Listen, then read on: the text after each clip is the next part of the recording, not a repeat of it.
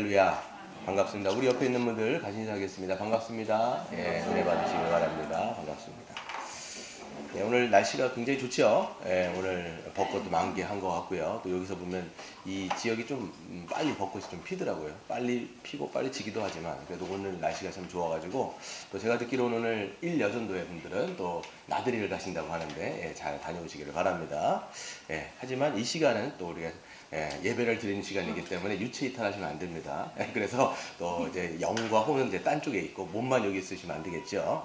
하나님 앞에 집중해서 예배 드리고 또 우리가 식사하시고 또 여러분들도 또 우리 일여전도에 잘 갔다 오셨으면 좋겠어요. 우리가 이제 창세기 13장을 지난 시간에 우리가 살펴봤습니다. 13장에 어떤 내용이 나왔었냐면 어마어마한 사건, 이제 애굽에서의 사건이 있은 다음에 이 아브라함은요 큰 거부가 되었습니다. 뭐 소와 양떼들을 거느리고 이제 막 나가게 되죠. 그때 이 애굽을 나오면서 알았을 거예요. 하나님은 참 어떤 분이냐. 나를 그 부르신 갈대아 우르에서 이 가나안 땅으로 부르신 이 여호와 하나님은 어떤 분인가 과연? 라고 생각하면서 굉장히 크신 하나님, 전능하신 하나님, 능력의 하나님으로 그 아브라함은 이제 알았을 거라는 것이지요.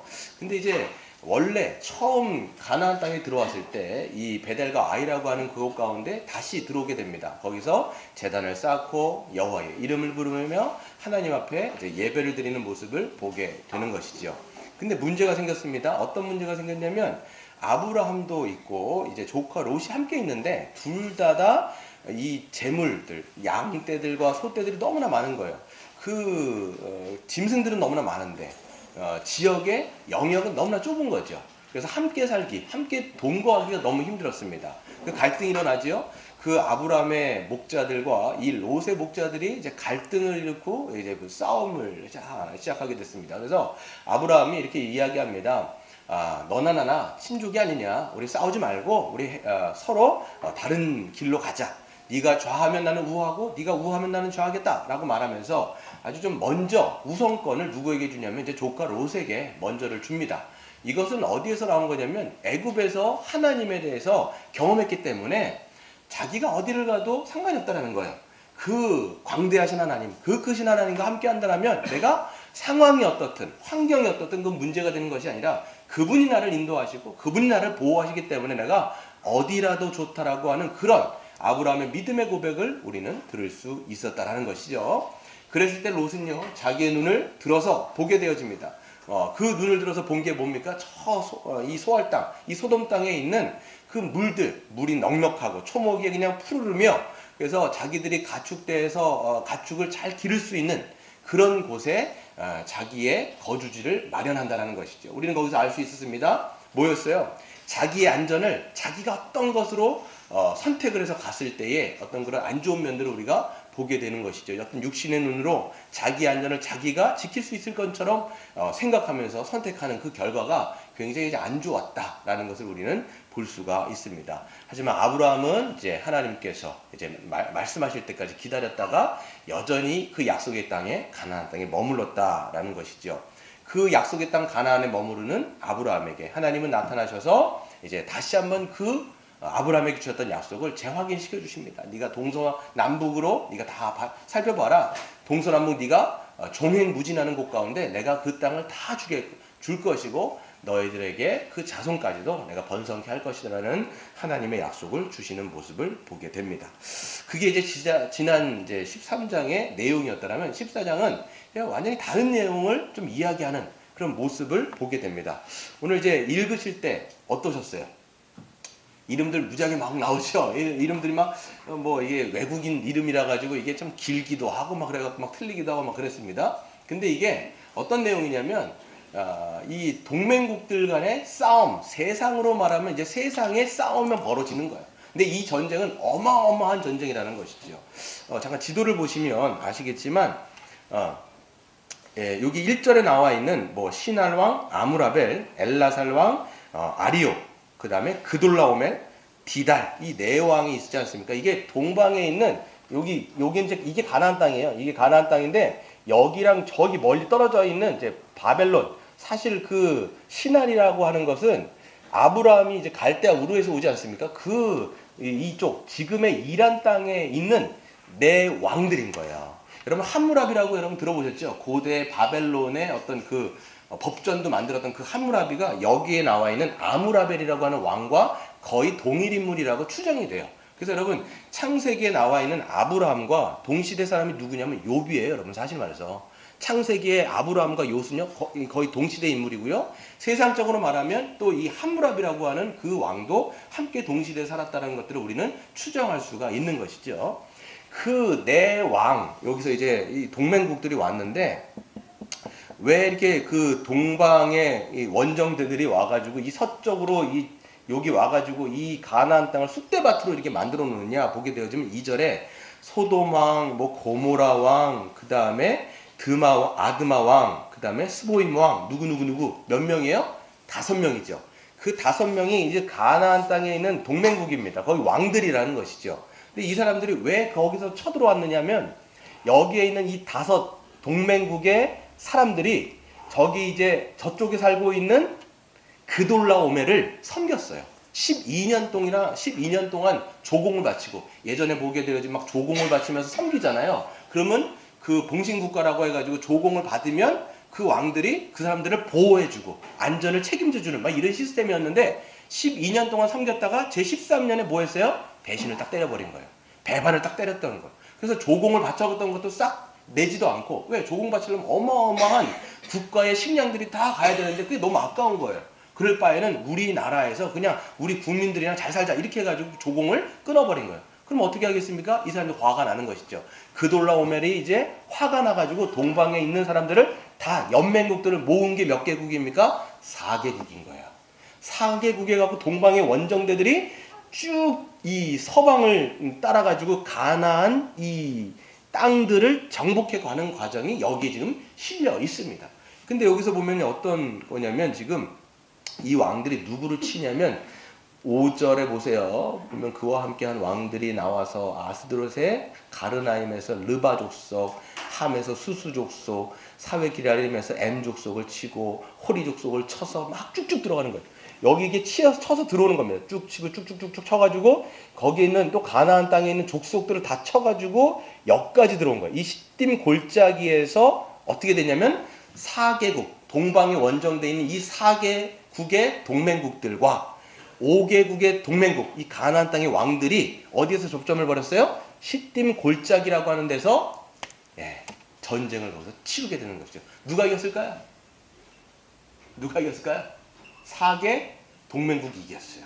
거기서 그냥 막 쑥대밭을 만들어 놓고 여기서 이제 5개 동맹국 이 원래 가나안 땅의 이 거주민이었던 그 왕들이 그냥 막 도망을 치는 겁니다. 그 역청 구덩이에도 빠지고 막 그러면서 하게 되는 것이죠. 여기 지금 이 4개국 동방의 원정대가 그 명수로 따지면 10만 명 정도의 대군이었다라고 추정을 하고 있어요. 10만 군이라면 얼마나 많겠습니까? 어마어마한 대군이 와가지고 이 5개 동맹국도 마찬가지로 수많은 사람들이 있었단 말이에요. 근데 다 패배해가지고 도망갑니다. 근데 어떤 일들이 여기서 벌어졌습니까? 이때 누가 잡혀가요? 소돔에 살고 있었던 롯이 잡혀가는 거예요. 실질적으로 여러분 이 성경은요 이게 어마어마한 세계전쟁인데 거긴 별로 관심이 없어요. 누구에게 관심이 있는 거예요? 언약의 자손의 아브라함과 롯에게 굉장히 포커스가 맞춰져 있는 거죠. 성경은 그래요 여러분. 세상에서 어마어마한 일이 일어나는데 하나님은 누구에게 관심이 있냐면 하나님의 자손들 즉 그 교회들에게 굉장한 관심을 갖고 있다는 걸 우리는 알 수가 있지요. 그래서 지금 롯이 여기서 잡혀가는 거예요. 여러분 잘 생각해 보세요. 롯도 잡혀가고 뭐 롯은요 보이지도 않습니다. 여러분 10만 명 거기서 약탈을 막 해가는데 다 쳐부수면서 들어갈 거 아니에요. 그래서 전쟁의 전리품도 다 뺏어가고 거기에 있는 노예들도 다 포로로 끌려가는데 여러분 생각해 보면 이런 거예요. 롯은요 쭉 그 전쟁의 노예들이 다 있는데 그 중에 한 명. 롯과 뭐 그 식솔들이 있겠죠. 그러면서 이 줄에 포승에 매어가지고 보이지도 않는 정말 수많은 몇천 명, 몇만 명 중에 한 사람으로 끌려가고 있는 거예요. 근데 그 소식을 누가 이제 전하게 되냐면 여기서 거기서 도망했던 한 사람이 아브라함에게 갑니다. 아브라함에게 가가지고 당신의 조카가 잡혔다 이렇게 이야기해요. 그러니까 아브라함이 듣고 어떻게 합니까? 아싸 잘됐다. 나를 버리고 간 놈. 저렇게 잘됐다. 이렇게 얘기했습니까? 그렇지 않았다라는 거예요. 아브라함은요, 그 소식을 듣고 누구랑 같이 가요? 자기의 동맹했던 사람들 몇 명? 318명. 318명을 데리고 이게 쫓아가는 거예요. 여기 이제 헤브론에 이제 아브라함이 살고 있었는데 아브라함이요 318명을 데리고 쭉 올라가는 거예요. 여기서 막 올라가 추격을 해가. 어디까지 쫓아가냐면 단까지 쫓아가고 거기에 10만 명이 넘는 그런 군사와 싸우는 거예요. 이런 말이 된다고 생각하세요? 여기서 보면요 집에서 길리우고 훈련된 자라는 거예요. 여러분 아무리 길리고 훈련돼가 특공대라고 할지라도 여러분 10만 명이 넘는 사람들을 여러분 무찌른다는 게 말이 된다고 생각하십니까? 말도 안 되죠. 말도 안 되는데 그 싸움에서 하나님께서는 이기게 하셔가지고 단까지 간 다음에 호바까지 가가지고 호마에서 거기서 다 때린 다음에 어떻게 해요? 롯도 구출하고 롯이 가지고 있던 재물도 다 가져오고 롯이 가지고 있던 모든 소유를 다 가지고 다시 돌아왔다라고 하는 게 창세기 14장의 내용이라는 거예요. 여기 지금 엄청난 내용이 나오는데 여러분 보게 되어지면 여러분 이게 좀 말도 안 되는 정말 이게 생각할 때 정말 이런 일이 과연 있을 수 있을까라고 하는 그런 내용의 성경에는 지금 실려 있습니다. 우리는 이 전쟁 기사를 통해서 무엇을 할 수 있을까요? 어떤 교훈을 얻을 수 있을까요? 어떤 교훈을 정말 우리 주님께서 이 메시지에다가 담아서 우리에게 주시고 있냐라는 거예요. 여러분 구약도 신약도요. 우리 주님께서 우리 하나님께서 지금 살아가고 있는 이 교회들에다가 메시지를 주고 있는 거예요. 그러면 지금 이 순간을 살아가고 있는 이 교회, 즉 성도들은 이 구약과 신약 전체의 말씀을 뭘로 받아야 돼요? 하나님의 말씀으로 받으면서 어떤 교훈이 있는지를 우리는 생각해 볼 수밖에 없는 것이죠. 뭘 할 수 있을까요? 아브라함과 318명 대단하다. 믿음이 정말 대단하다. 그럼 이렇게 얘기할 수 있을까요? 아니면 우리도 이 교회 안에서 길리우고 훈련된 자 318명을 우리가 훈련시키자. 뭐 이런 여러분 교훈을 받아야 될까요? 어떤 교훈을 받아야 돼요? 여러분? 아브라함이 대단하다. 믿음이 대단하다. 뭐 물론 그 믿음도 괜찮습니다. 그런데 지금 여기서는 그런 얘기를 하려고 하는 것이 아니라는 거예요. 아까도 말씀드린 것처럼 이거는 어마어마한 세계대전이에요. 세계대전에서 여러분 318명을 갖고 때려갖고 이겼다라는 것은 말도 안 되는 거의 불가능한 싸움 가운데 하나님이 아브라함으로 하여금 이기게 하셨다라는 거죠. 그게 여기에서는 핵심 내용인 거예요. 아브라함의 어떠함이 드러나는 것이 아니라 누구에게 초점이 맞춰 있는 거예요? 하나님이 얼마나 크시냐라는 거예요. 애굽에서도 그 광대함을 드러냈던 것처럼 지금 이 14장에서도 하나님의 광대함이 얼마나 크냐라는 것을 창세기 13장에서 보여주고 있다라는 것이죠. 오늘 설교의 제목이 뭡니까? 전쟁은 누구에게 속한 거예요? 하나님, 여호와께 속했다라는 것을 지금 이 성경이 이야기하고 있는 것입니다. 그래서 성경은요, 그래서 이와 같은 사건들로 굉장히 많이 기록이 되었어요, 여러분. 이 엄청난 이 놀라운 전쟁들. 그런데 하나님께서 이기게 하신 이야기들이 어마어마하게 많이 쓰여 있습니다. 출애굽기를 보시면요, 출애굽에서도 마찬가지로 그 애굽에서 400년 동안 종살이했던 이스라엘 백성들이 이제는 하나님의 정말 놀라운 능력 가운데 홍해를 하나님 가르쳐서 출애굽시키시는데 애굽 왕 바로가요 계속 마음이 완악해지는 거예요. 10가지 재앙을 다 맞았는데도 불구하고 이 애굽에서 있었던 노예들이 누굽니까? 이스라엘 백성들이 이제 나가게 됩니다. 나가는데 숫자가 몇 명이에요? 장정만 60만이에요. 장정만. 그러면 애나 그 다음에 노인들까지 다 합치면 몇 명이겠어요? 200만으로 사람이 추정이 됩니다. 200만이 가니까 얼마나 느릿느릿하게 가겠습니까? 천천히. 그것도 노예로 살다가 지금 급하게 막 나오는데 하나님께서 또 바로의 마음을 강팍하게 하시지요. 그러니까 바로가 가만히 있지 않아요. 애굽에 있었던 600개의 그 특별 전차 있지 않습니까? 특수부대를요 동원시킵니다. 게다가 이집트에 있는 수많은 모든 그 전차 부대는 다 끌어모아가지고 저기 그 이스라엘 백성들을 쫓아가라는 거예요. 그러니까 그 특수부대들이 막 쫓아가니까 어떻게 합니까? 그 사람들은 천천히 가고 있는 이 사람들은 무지하게 빨리 가는 것이죠. 그러니까 나중에 뒤에 막 쫓아오는 걸 보니까 이스라엘 백성들이 막 당황합니다. 두려워합니다. 그러니까 뭐라고 막 원망을 하냐면 모세한테 왜 우리 애가 무덤이 없어가지고 애굽에서 죽지 못하고 여기 이 광야 땅에서 우리를 죽게 내버려 두느냐 막 원망을 해요. 그랬을 때 하나님께서 모세에게 지혜를 주시고 말씀을 넣어주셔갖고 뭐라고 얘기합니까? 너희는 두려워하지 말아라. 너희는 여기에 서서 하나님께서 우리에게 행하신 그 구원의 역사를 바라보라 라고 얘기하시는 거예요. 그리고 너는 지팡이를 들어서 그 바다를 향해 펼치라는 거예요. 그랬더니 모세가 하나님의 말씀을 의지하여서 그 지팡이를 바다를 향해 펼쳤을 때에 어떻게 됩니까? 바람이 막 불기 시작하는 거예요. 바람이 막 불기 시작하는데 동쪽에서 막 바람이 막 불기 시작하는데 어떻게 됩니까? 홍해가 갈라지기 시작합니다. 홍해가 쫙 갈라지면서 어떻게 하냐면 이제 이 홍해가 갈라지면서 이 갈라진 물들이요 여기서 벽을 이뤄요. 벽을 쫙 이룹니다. 그래서 이 갈라진 이 물 사이로 이 200만이나 되어지는 이스라엘 백성들이 건너기 시작합니다. 건너기 시작하는데 이 사람들이 너무 빠른 거예요. 그러니까 하나님이 어떻게 하시냐면 하나님의 사자가 뒤로 가버려요. 하나님의 사자가 그 이스라엘 백성들 앞에서 그 선두 지휘하시다가 뒤로 가세요. 뒤로 딱 가가지고 어떻게 하냐면 이스라엘 백성과 이 애국 군대 사이에 여기서 딱 있는 거예요. 그러니까 어떻게 하시냐면 이스라엘 백성들에게는 환하게 비추시고 이 불기둥으로 비추시고 여기에 대한 구름 기둥으로 쫙 깔아가지고 완전히 흑암과 암흑이 돼요. 그러니까 이 사람들이 아무리 쫓아와도 이 이스라엘 백성들을 쫓아갈 수가 없어요. 도무지 못 쫓아가는 거예요. 그러니까 계속 이 간극이 멀어지고 그래서 이스라엘 백성들은 건너가고 어떻게 합니까? 이 애굽 백성들이 이 홍해를 발을 디뎠을 때 물이 다시 덮쳐가지고 완전히 수장되어져. 그래서 이스라엘 백성들을 하나님께서 완전하게 구원하시는 모습들을 보게 되는 것이죠. 이런 하나님의 놀라운 그런 역사들을 우리는 성경에서 만나게 되는 것이죠. 우리는 이런 성경의 내용들을 읽으면서 어떻게 적용해야 될까? 하나님은 믿는 자들이 세상에서 나가면 다 승리케 하신다. 이렇게 여러분 적용할 수 있을까요? 하나님은 성도들이 세상에 나가서 살 때에 적들을 다 물리쳐 주시고 모든 것들을 다 물리쳐 주셔서 만사형통하게 하신다. 이렇게 여러분 봐야 될까요? 어떻게 봐야 될까요? 이런 전쟁 기사들을 바라보면서 어떻게 될까요? 여러분 우리가 뭐 세상에 나갔을 때 여러분 앞에 적들이 있는데 그 여러분 뭐 보면 적들이 누굽니까? 사실 적들이 누가 있어요, 여러분? 회사에 있으면 김 부장이 여러분의 적이겠어요, 여러분?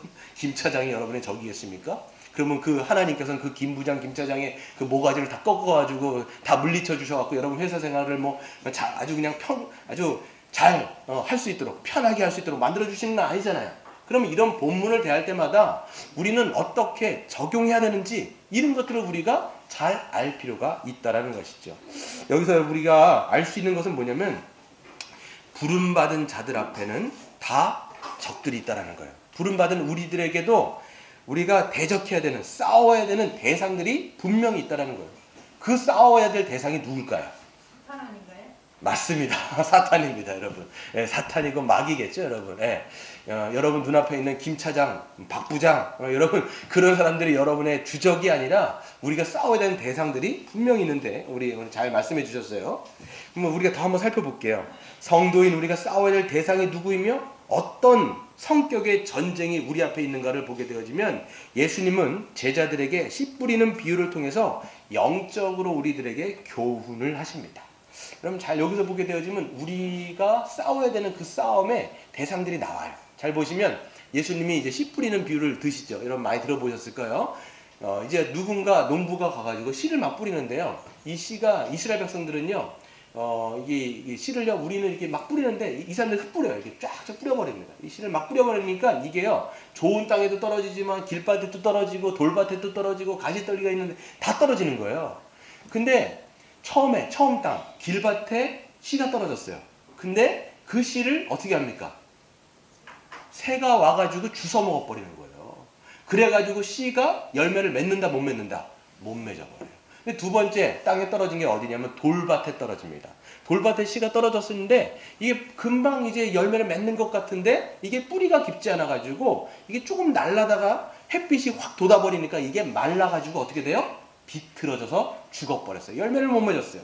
또 세 번째 가시떨기에 씨앗이 똑 떨어집니다. 그 가시떨기에 씨앗이 떨어졌는데 이것도 마찬가지로 좀 열매를 맺는 것 같고 하더니 가시가 기운을 확 막아가지고 어떻게 됩니까? 이것도 말라서 죽어버려서 씨앗이 열매를 맺지 못하는 거예요. 우리는 말씀 한번 찾아볼게요. 오늘 여기 성경을 딱 꽂아두시고 마가복음 한번 찾아보세요. 마가복음 4장 10절. 이거를 예수님께서 풀어 해석해 주시는 거예요. 여러분들 눈으로 한번 읽어보셔야 되겠습니다.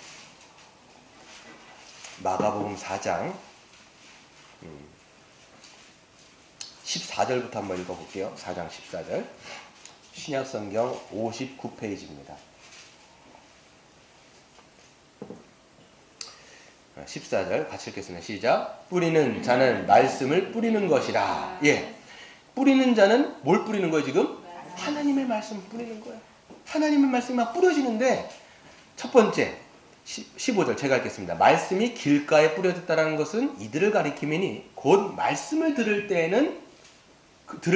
누가 와서? 사탄이 즉시 와서 그들에게 뿌려진 말씀을 빼앗아 버리는 거예요. 여러분 우리가 귀로 말씀을 듣지 않습니까? 마음으로 심겨지기도 전에 누가 와버리는 거예요? 사단이 와갖고 여러분이 그 들은 말씀을 바로 뺏어가는 거예요. 그러니까 그 말씀이 장착이 안 되는 거예요. 그러니까 이것이 늘 머리 안에만 있다가 이게 날아가 버리는 거예요. 그러니까 그 말씀을 우리가 뺏겨버리는 거예요, 여러분. 여러분 그 말씀 뺏기지 않은 여러분 되시길 바랍니다. 두 번째는 보게 되어지면 16절 또 이와 같이 돌밭에 뿌려졌다라는 것은 이들을 가리킴이니 곧 말씀을 들을 때 즉시 기쁨으로 받으나. 말씀을 들을 때 마음이 막 좋은 거예요. 기쁜 거예요. 그런데 어떻게 돼요? 17절 그 속에 뿌리가 없어 잠깐 견디다가 말씀으로 인하여 뭐가 왔습니까? 환난이나 박해가 일어나는 때에 곧 넘어진다. 말씀을 들을 때 너무 좋아. 이 복음 너무 좋구나. 너무 이 십자가의 복음 너무 좋구나. 들을 땐 너무 좋아요. 근데 여러분 그 말씀대로 세상에서 살려고 했을 때 뭐가 와요? 고난이 와요. 여러분 대가 치르셔야 되는데 그 대가를 치르기가 싫은 거예요. 어떤 그 코스트를 지불해야 되는데 하나님의 말씀을 지키고 순종하려면 대가를 지불해야 되는데 그게 싫은 거예요. 그때 어떻게 돼요? 넘어져 버려요. 이 사람은요 결국은 열매를 맺지 못한다는 것을 우리는 알 수가 있습니다. 세 번째 또 어떤 이는 18절에 보시면 가시떨기에 뿌려진 자니 이들은 말씀을 듣기는 하되 19절 뭐예요? 같이 읽겠습니다. 시작. 세상의 염려와 재물의 유혹과 기타 욕심이 들어와 말씀을 막아 결실하지 못하게 되는 자요. 그랬어요. 여러분 말씀을 듣기는 해요. 이 사람도. 그런데 뭐가 생겨요? 세상의 염려. 여러분 신앙의 가장 여러분 적이 뭐냐면 염려예요. 여러분 미래에 대한 염려. 내 안전을 어떻게 지킬까? 내 안전을 내가 미래에 어떻게 될까? 롯이 여러분 그 염려 때문에 자기가 그 통밥 굴려가지고 막 선택한 결과가 소돔 간 거예요. 여러분. 세상의 염려가 그렇게 무섭습니다. 세상의 염려가 너무 크잖아요. 그러면 자기가 자꾸만 성을 쌓는 거예요. 내 힘, 내 능력, 내 지혜 이걸로 어떻게 해서든지 내가 내 안전을 내가 보장하겠다. 그래가지고 여러분 신앙 날아가 버리는 거예요. 그런 사람 많습니다. 여러분. 이 염려 때문에 신앙 다 날아가는 거예요. 여러분. 세상의 염려와 또 재물의 유혹, 돈의 유혹이 있는 거예요. 돈은 그렇기 때문에 만몬처럼 하나님께서 말씀하신 정도예요. 그 다음에 뭡니까? 기타 욕심이 들어왔어요. 우리 안에 있는 수많은 욕심들, 우리 안에 있는 정욕들, 우리 안에 있는 욕망들 그런 것들이 막 해가지고 어떻게 됩니까? 하나님의 말씀이 열매 맺지 못하고 땅에 떨어져 버리게 되어지는 그런 일들이 일어나는 것이죠. 여기서 우리는 잘 볼 수 있어요. 성경은 우리가 싸워야 되는 이 영적 전쟁의 대상을 세 가지로 지금 압축하고 있다는 걸 볼 수 있어요. 첫째는 뭐예요? 사탄, 마귀입니다. 두 번째는 세상의 유혹과 시험들이에요. 세 번째는 뭐예요? 우리 안에 있는 욕심과 염려와 정욕들이 하나님의 말씀이 열매를 맺지 못하게 만드는 그런 영적인 전쟁의 대상인 거예요. 그러니까 하나는요, 먼저는 우리 안에 있어요. 내면적은 우리 안에 있어요. 바깥으로 보면 세상의 유혹과 시험이 있고 그 배후에는 사단이 있다는 것을 여러분 직시하시길 바랍니다. 여러분 우리가 싸우는 전쟁은 눈에 보이는 싸움이 아니에요. 사도 바울이 그래서 이렇게 이야기합니다. 에베소서 6장 12절에 보시면 우리의 씨름은 우리의 전쟁은 혈과 육을 상대하는 것이 아니요 눈에 보이지 않는 거라는 거예요. 통치자들과 권세들과 이 어둠의 주관자들과 하늘에 있는 악의 영들을 상대합니다. 우리의 전쟁은 영적인 전쟁이에요. 여러분 기억하시길 바랍니다. 우리 따라하겠습니다. 우리의 전쟁은 영적 전쟁이다. 눈에 보이지 않는 전쟁이다. 첫 번째는 따라하겠습니다. 첫 번째는 내 안에 있는 욕망이다. 두 번째는 세상의 시험과 미혹이다. 세 번째는 마귀 사단이다. 여러분 이 전쟁의 주적들을 우리가 생각해 봐야 돼요. 그래서 여러분 우리가 하나님께 부름받은 직후에도 수많은 영적 전쟁을 하게 됩니다. 실제로 우리가 사단에 속해 있을 때는 사단 안 건드려요. 왜? 사단은 자기 밥이니까. 자기 밥인데 뭐하러 건드려가지고 괜히 건드렸다가 얘가 잠을 깨면 운동할 거 아니에요. 막 숨 쉴 거 아니에요. 그러니까 자기 안에 있을 때는요 건드리지도 않아요, 여러분. 그래서 여러분 아예 죽어있는 사람들 영적 전쟁이 아예 없어요. 그냥 늘 그냥 사단의 밥이기 때문에 그냥 있는 거예요. 근데 여러분 구원받은 자는요 이제 누구에게 속했어요? 예수 그리스도에게 속했습니다. 예수 그리스도에게 속한 자는요 그때부터 사단이요 공격하고 달려들려고 한다는 거예요. 그렇기 때문에 여러분 그때부터 우리는요 한순간도 방심하지 아니하고 우리는 영적 전쟁을 하게 되는데, 여러분이 한번 읽어보셔야 되는 그 존 버년의 철로 역정, 이 필그림스 프로그레스라고 하는 이 소설을 한번 꼭 읽어보셔야 돼요. 나중에 저는 이제 지금 생각 중에도 구상을 하고 있는데 이 철로 역정을 한번 설교를 한번 이제 할 생각이 있어요. 그래서 그게 이야기로 되어 있어요. 우리는 철로 역정 하면요 그 수련회 가가지고 이렇게 막 그 극기 훈련하는 것처럼 뭐 무슨 코스 무슨 뭐 이렇게만 생각하는데 여러분 그게 아닙니다. 철로 역정은 뭐냐면 그거 말 그대로 철로 하늘로 가는 길에 있는 고난의 역경들이라는 뜻이에요, 여러분. 우리는요 하나님께 부름 받고요, 이 주인공 크리스찬이라는 사람도 하나님께 부름 받은 다음에는요 이 전쟁, 이 수많은 영적 전쟁들을 막 해나가는 이 과정을 소설로 그린 것이 바로 이 철로 역정의 그림인 것이죠. 그래서 우리가 주님 앞에 주님께서 두 팔 벌려서 우리를 환영하셔가지고 내 사랑하는 아들아, 내 사랑하는 딸아, 네가 수고했다 라고 하실 때까지 우리 안에는 날마다 이 영적 분투가 분명히 있는 것이라는 것을 우리는 기억할 수밖에 없어요. 그런데 생각해 보시면 이 세 가지 전체 다 우리 안에 있는 정욕, 세상의 미혹, 그 다음에 이 사단과 마귀 하나라도 여러분 쉬운 것이 없어요. 그렇죠? 여러분 그거 하나라도 여러분 우리가 힘으로 막 싸워갖고 이길 만한 게 있어요, 없어요? 없다라는 거예요. 다 여러분 그거를요 우리가 손쉽게 이길 수 있는 대상들이 아니라는 것이죠. 여러분 우리 안에 있는 정욕은 어떻습니까? 불쑥불쑥 올라오는 그 욕심들, 정욕들, 불안한 마음들, 분노하는 마음들, 여러분 늘 그것 가운데 지배당하며 살아가지 않으세요, 여러분? 어떻게 잘 생각해 보세요. 24시간 살아가면서 365시간 살아가면서 여러분 늘 우리 안에 불쑥불쑥 올라오는 여러분의 정욕들, 여러분 이기기 쉬우세요, 여러분 그거? 잘 여러분 솔직하게 여러분 자신을 한번 보시라는 거예요. 여러분. 그거 쉽지가 않다라는 것이죠. 세상의 유혹과 미혹은 어떻습니까? 우리는요 진공 상태에 살아가고 있는 것이 아닙니다. 이 신앙생활 할 때요 우리 주위를 둘러보면요 수많은 유혹과 수많은 미혹들이요 천지로 깔려 있어요.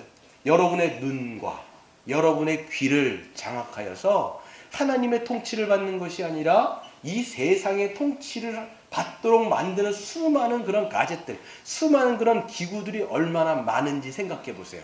여러분 물론 여러 인터넷이라든지 미디어라든지 이게 다 나쁘다는 것은 아닌데 어떨 때는 이것이요 우리의 눈과 귀를 장악해 가지고요 여러분의 영혼을 딱 붙들 때가 있어요. 여러분 아침에 일어나면 뭐부터 보세요?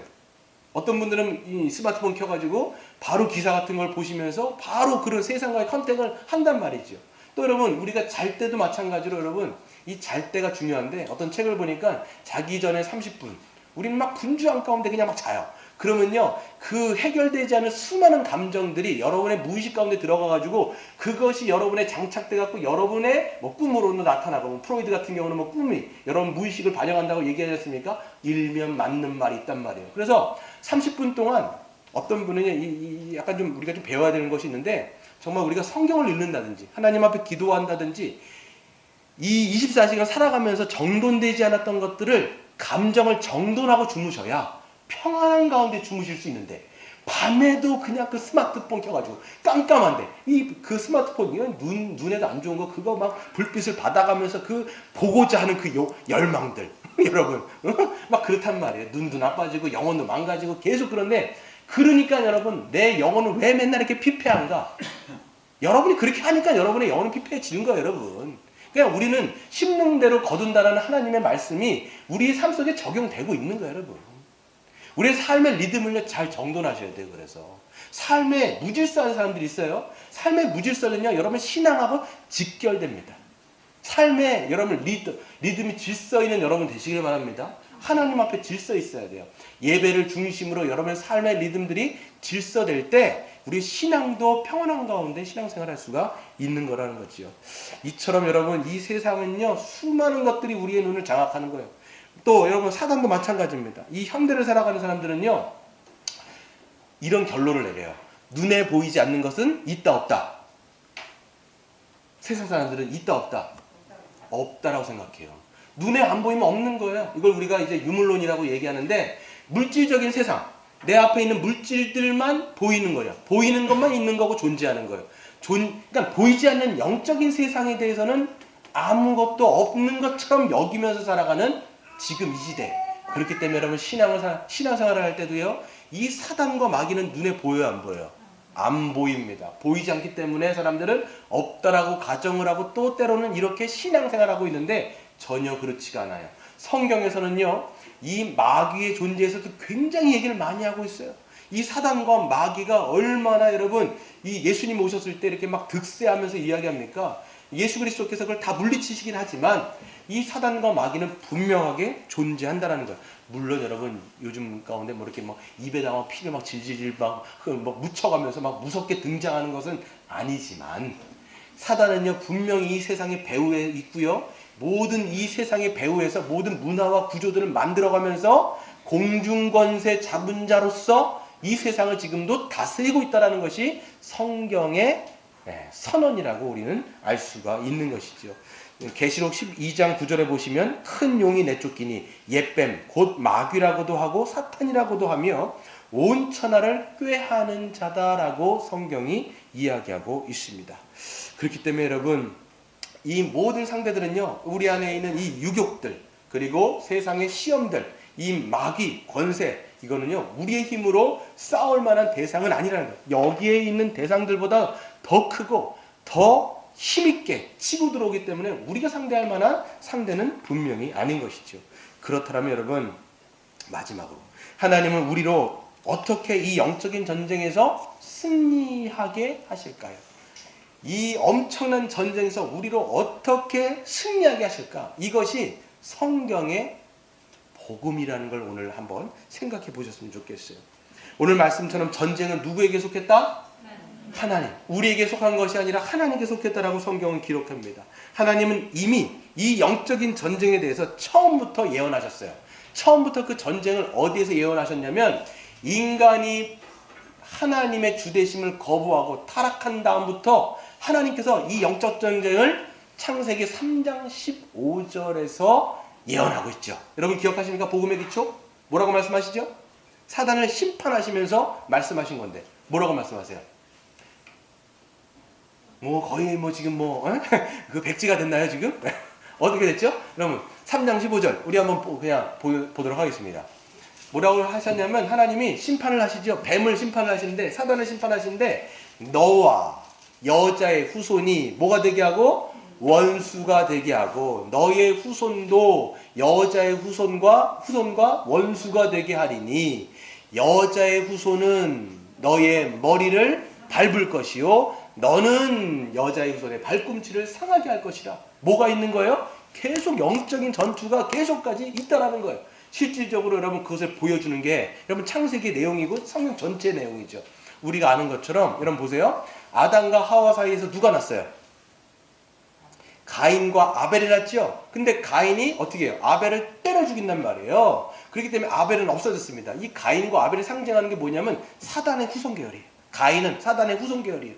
이 아벨은 누구에게 있었냐면 하나님의 자녀들, 하나님의 여자의 자손들의 계열이라는 거예요, 여러분. 근데 때려 죽여버렸단 말이에요. 그러니까 가인만 남았죠. 근데 가인에게서 누가 나옵니까? 쭉쭉쭉 해가지고 라멕까지 나온다라는 거예요. 근데 하나님의 계열이 없어졌어요. 그러면 하나님께서 어떻게 하셨어요? 셋을 주셨죠. 셋을 주시고 그 다음에 셋을 통해서 에노스를 주셨어요. 그래서 에노스의 때에 비로소 여호와의 이름을 부르고 셋의 계보에서 누가 나옵니까? 노아가 나오는 거예요.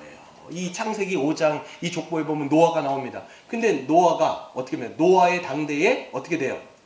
또 전체가 다 흑암이 되는 거예요. 그러니까 하나님께서 물로 다 쓸어버리고 누가만 남겨놓습니까? 하나님의 여자의 후손인 노아를 통해서 셈과 함과 야벳을 남겨둡니다. 근데 이 셈과 함과 야벳이 심판 동안에 구원을 받고 구원받은 이후에 이 사람들을 통해서 또 70민족이 형성되지요. 그게 여러분 창세기 10장이었습니다. 머리에 그려주셔야 돼요. 그 70민족이 막 생육하고 번성하고 땅에 충만했는데 이 70민족이 다 힘을 합쳐서 한 게 뭐예요? 하나님을 대적하는 바벨탑을 쌓아가지고 또 하나님이 심판을 해버린 거예요. 그러니까 이 인간의 이 세상 온 인류에는 하나님의 자손이 남았다 안 남았다? 한 명도 안 남은 거예요. 그러니까 셈의 족보에서 누구를 부르시는 거예요? 아브라함을 그때 부르시는 거예요.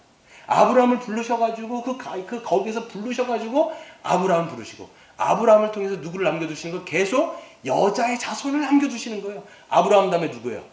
이삭 다음에 야곱 다음에 12아들을 통해서 이스라엘의 지파가 형성되어지고 이스라엘의 왕국이 형성되어지고 이 이스라엘 왕국도 결국은 누구예요? 하나님의 자손들을 남겨두신 거예요. 근데 구약에서 어떻게 됩니까? 이스라엘의 존재는 사라져버리는 거예요. 그러니까 여기서도 사라진 것 같죠? 그런데 누가 등장합니까? 그 아브라함의 족보를 통해서 결국은 예수 그리스도가 이 땅 가운데 탄생한 거예요. 이게 바로 여자의 후손, 하나님의 후손입니다. 그러면 여러분 사단이 가만히 있겠어요? 안 가만히 있겠어요? 가만히 있지 않는 거예요. 드세게 어떻게 살아도 이 마지막 나온 참된 여자의 후손을 죽이려고 막 달려드는 게 바로 공관복음의 내용이에요. 그러니까 여러분 보세요. 이 사단이 막 달려들지 않습니까? 근데 이 여자의 후손을 어떻게 할 수가 있어요? 없어요? 어쩔 수 없는 거예요. 그러니까 막 뭐라고 얘기하냐면 당신은 거룩하신 하나님의 아들 아닙니까? 왜 우리를 그렇게 괴롭게 합니까? 우리를 좀 떠나달라고 막 얘기하는데 예수님께서 그 사단의 물리치를 다 물리쳐요. 근데요 사단은요 아담 때부터 장깨가 있는 거예요. 아담 때부터 간계로 사람들에게 들어갑니다. 그 처음 들어간 게 누구냐면 여러분 예수님의 제자인 누구예요? 가룟유다예요. 누가복음 22장에 보면 그 사단이 그 가룟유다의 마음에 들어간 거예요. 그래갖고 이 가룟유다가 어떻게 하냐면 이 예수를 어떻게 팔지를 그때부터 고심하게 되는 거예요. 그러니까 사단은요 전면적으로 못 나서니까 사람들의 마음을 막 움직이기 시작합니다. 그리고 서기관들과 바리새인들 막 움직여갖고 충동시키죠. 결국은 어떻게 했냐면 그 빌라도 앞에서 성난 군중들이 막 와가지고 뭐라고 외치냐? 뭐라고 외쳐요? 저 예수를 십자가에 못 박아 죽이소서. 십자가에 못 박아 죽이소서. 십자가에 못 박아 죽이소서. 여러분 그 배후에는 누가 있을까요? 사단이 있는 거예요. 사단이 여러분 막 그 무리들을 충동해갖고 마지막 남은 하나님의 그 여자의 후손, 하나님의 참된 자손을 죽여버리려고 한 거예요. 그런데 여러분 보세요. 어떻게 됩니까? 십자가에 달려갖고 결국 예수 그리스도가 거기서 죽음을 당하죠. 그때 여러분이 사단이었더라면 그럴 일은 없겠지만 여러분이 사단이라면 여러분 어떤 생각을 하셨을까요? 잘났다. 이겼다. 내가 이겼다. 우리가 승리했구나. 그 하나님의 자손, 그 예수 그리스도가 이젠 죽는구나. 우리가 이겼다. 쾌재를 불렀을 거라는 거예요. 그런데 여러분 영적인 존재인 천사들도 베드로 전서 1장 12절에 보시면 천사들도 이 죽음을 통해서 사단이 이겼다고 생각을 한 거예요. 끝장났구나. 우리가 죽었구나 라고 생각했는데 여기에 하나님의 신비한 비밀이 이 십자가에 있었다는 거예요. 이거는 아무도 모르는 것이죠. 이 십자가의 죽음은 그 여자의 후손이 죽은 것이 아니라 하나님이 어떻게 하셨습니까? 이 죽음은 어떤 죽음이냐? 모든 인류의 죄를 다 쓸어가지고 누구 위에다가? 예수님에다가 다 쏟아붓고 하나님의 심판과 진노와 저주를 다 퍼부어가지고 어떤 문제를 해결하신 거예요? 죄의 문제를 해결할 거예요. 이걸 사단이 모르는 거예요. 사단이 이겼다고 생각했지만 십자가는 결국은 뭐냐면 죄의 문제를 완전하게 해결하는 그 자리였을 뿐만 아니라 하나님께서는 죽은 자 가운데서 그 예수를 어떻게 하십니까? 부활시키심으로 말미암아 어떻게 돼요? 사단이 가지고 있는 사망의 권세인 이 사망의 권세가 쪼개져 버린 거예요. 우리 말씀 한번 찾아보겠습니다. 히브리서 2장 14절.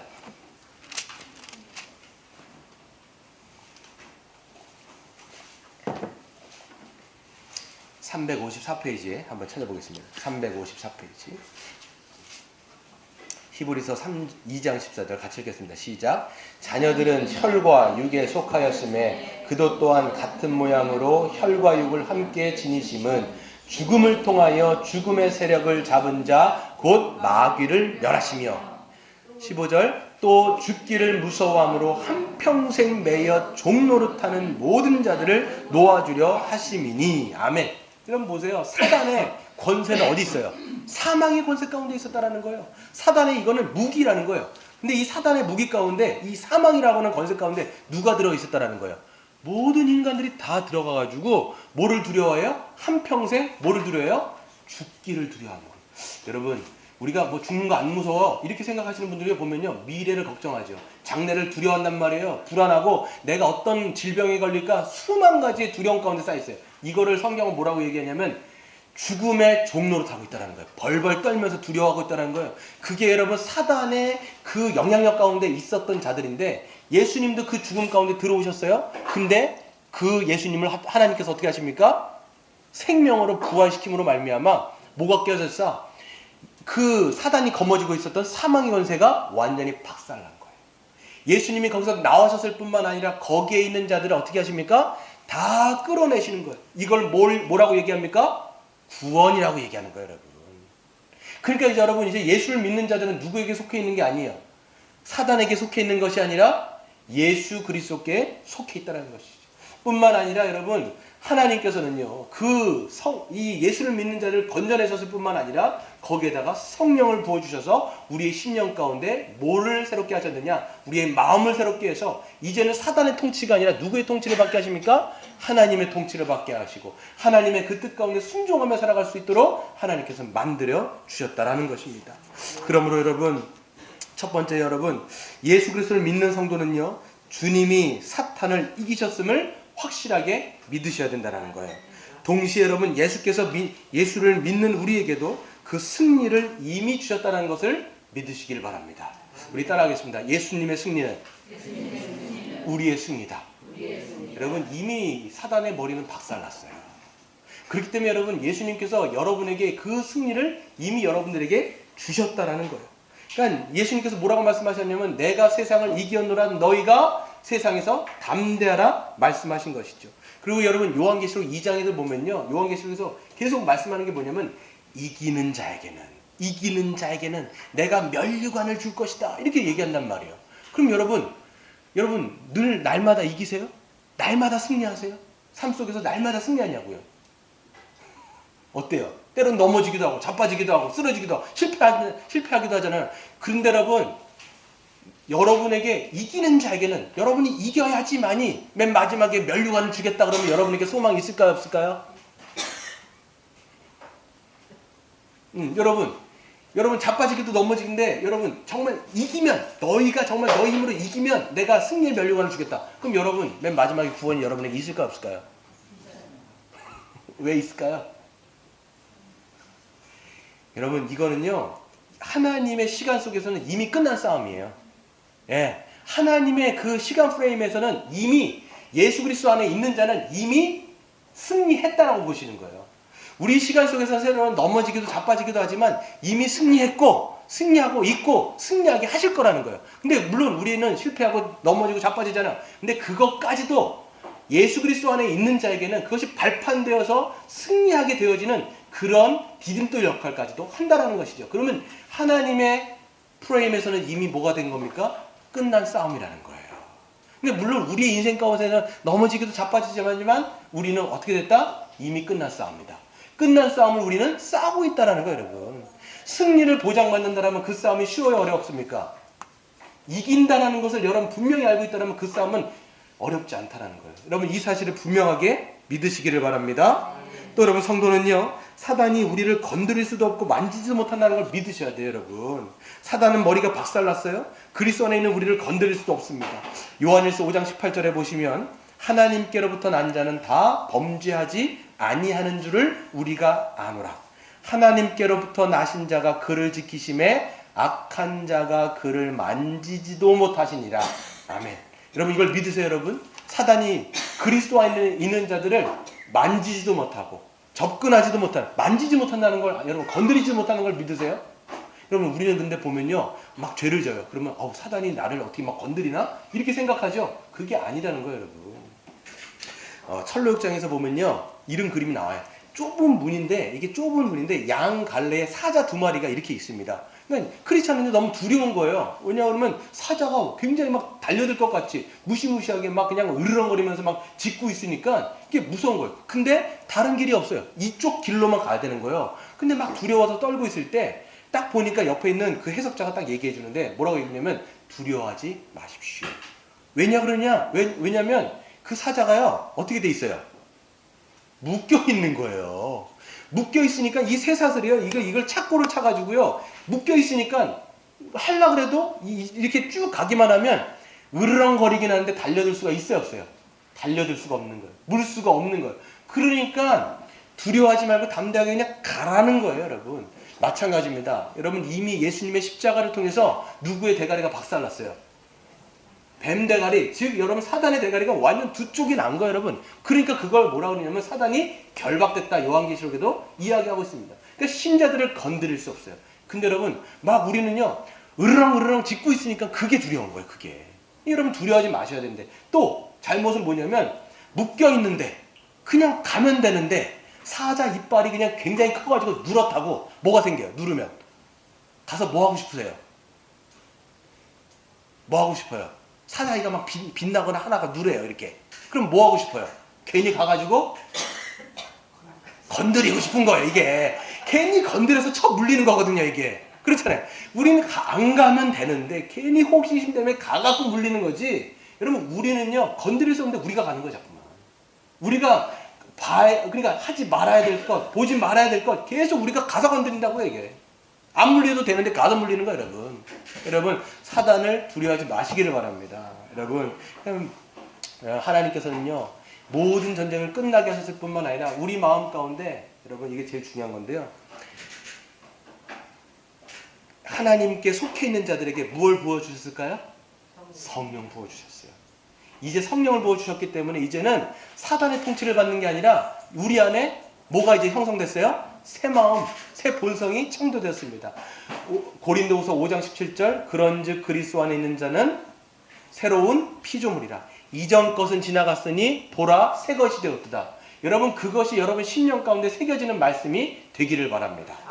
여러분 자꾸만 이거 있어야 돼요. 아 그렇구나, 나는 하나님의 사람이구나, 하나님의 자녀구나, 하나님의 통치를 받는구나, 이거를 자꾸만 생각해야 되는데 사람들은 절대 안 그래요. 보면요 신자들 가운데도 과거에 일어났던 수많은 일들이 경험이 돼가지고 자기도 모르게 습득된 거짓된 자아가 있어요.